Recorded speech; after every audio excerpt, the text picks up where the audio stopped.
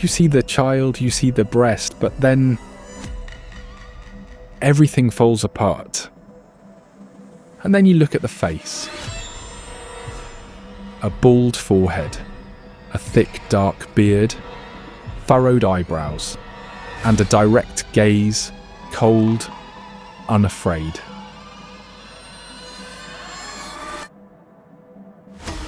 This painting is one of the most enigmatic works you will ever see, because for nearly 400 years, this image, man or woman, has left everyone puzzled. Who was this figure really? A miracle, a monster, or a victim of their time's gaze? Her name is Magdalena Ventura, and surprisingly, she is a woman whose fate was to be immortalised on the canvas of one of the greatest painters of Spain's golden age. Magdalena Ventura, a woman from Abruzzo, lived a completely ordinary life.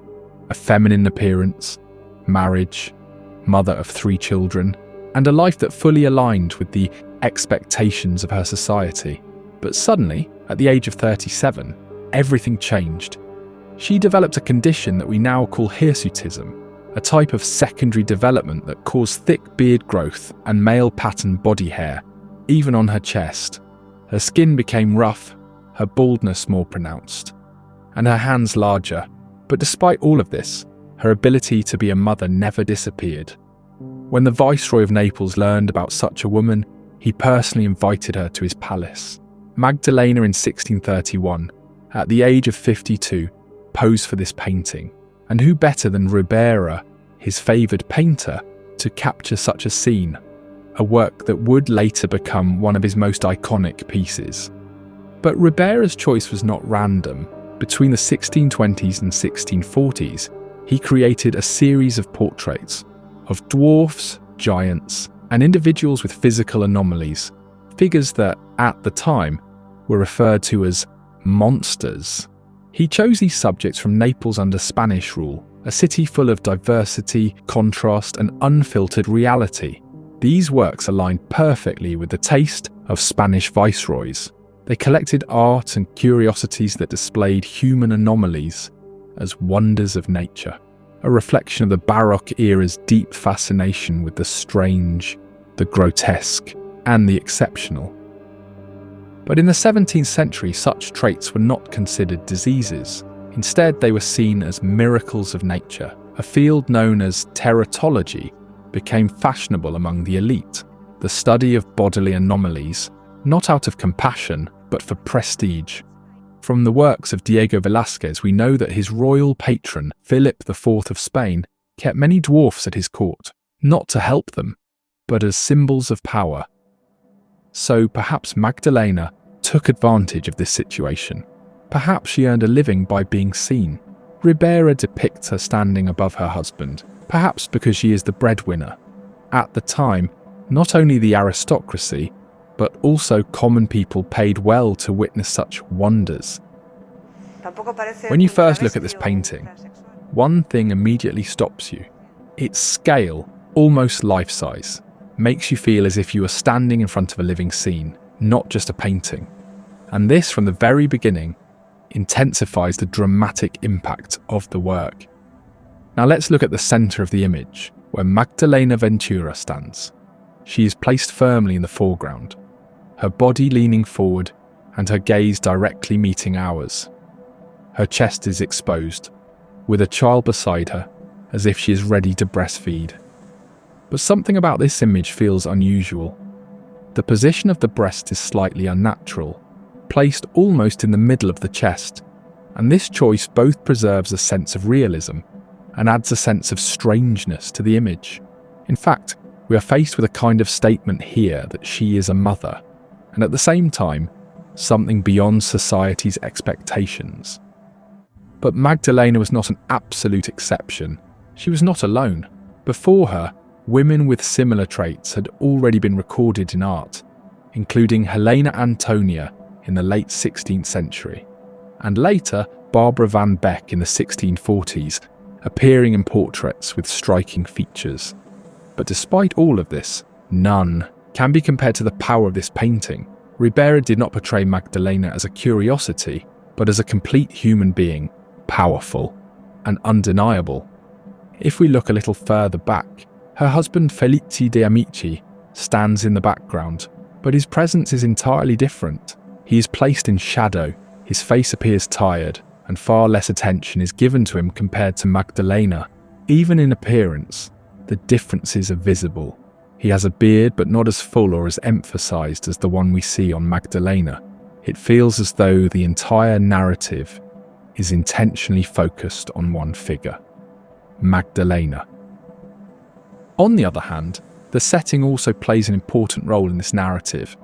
The figures wear rural clothing, simple woolen garments, and they are placed in an interior, dimly lit and minimal space.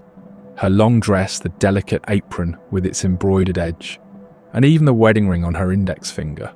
All of these elements emphasize her identity. And then the light. Light in this painting is not just for illumination, it guides our gaze. It falls from the left, highlighting her face and upper body, while the rest of the scene fades into darkness.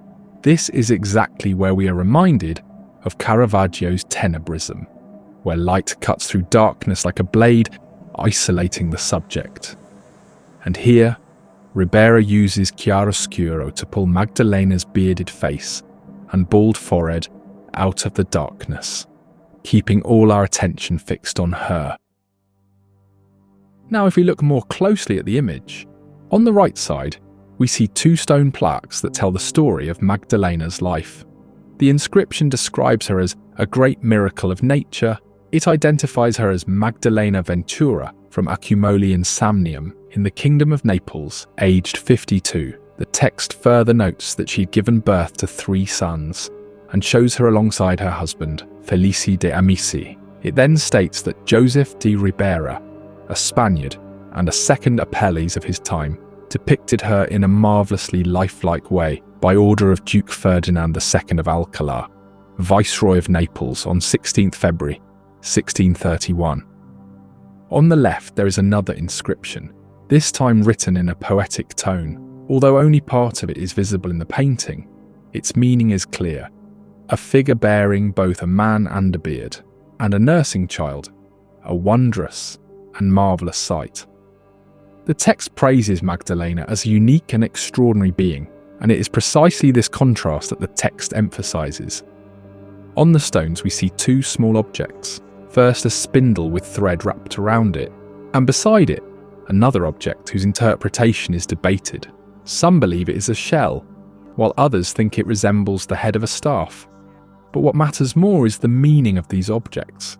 They are not just simple items, they are interpreted as symbols of Magdalena's femininity and female identity. And here another intriguing layer is added.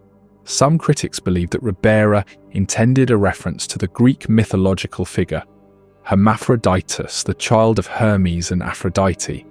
Why this connection? Hermaphroditus is a being who possesses the reproductive organs of both sexes and produces gametes typically associated with both male and female. Even the use of a shell can be linked to this idea.